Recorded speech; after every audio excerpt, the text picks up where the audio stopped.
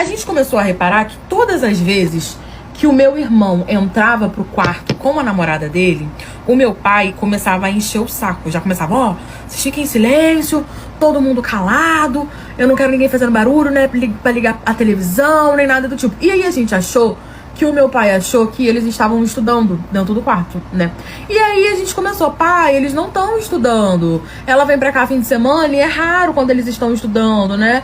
Eles não estão estudando, pai. Eles estão namorando. Só que quando a gente falava isso, meu pai não falava nada. E aí a minha mãe começou a achar aquilo estranho, comentou comigo.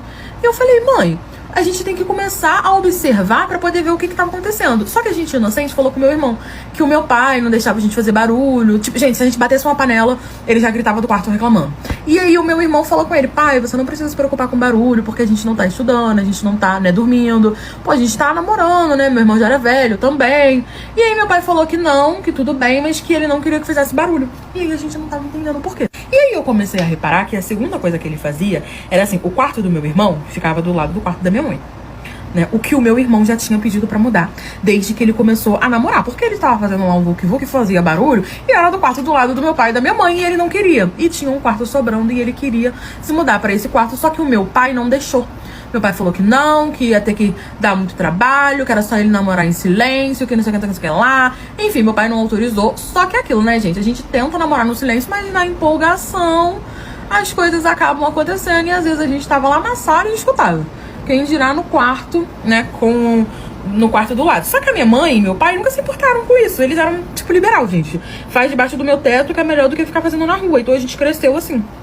E aí, a gente começou a reparar que o meu pai, todas as vezes que eles iam pro quarto, o meu pai ia também. Meu pai ia pro quarto dele, né, com a minha mãe tava fazendo as coisas, comida, coisa do tipo.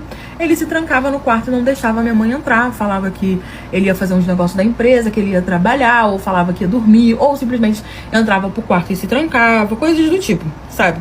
Ou era o quarto, ou era o escritório dele, porque o quarto do meu irmão ficava entre o quarto do meu pai, o quarto do meu irmão e o escritório do meu pai. E aí a gente começou a desconfiar que ou ele ia pro escritório, ou ele ia pro quarto, e era toda vez que o meu irmão ia pro quarto com a namorada dele. Até que um belo dia eu falei, mãe, você vai fazer o seguinte, o quarto da senhora tem uma chave reserva, então pega a chave reserva e quando o papai entrar, a gente abre a porta. E a minha mãe topou, de tão estranho que as coisas estavam ficando. Chegou um fim de semana, meu irmão levou a namorada, foi pro quarto pra poder namorar, meu pai primeiramente foi pro escritório.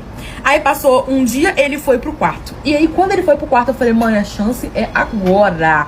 Chance é agora. A minha mãe pegou a chave do quarto. Assim que o meu pai foi pro quarto, que ele trancou a porta, eu falei, vamos esperar um pouquinho.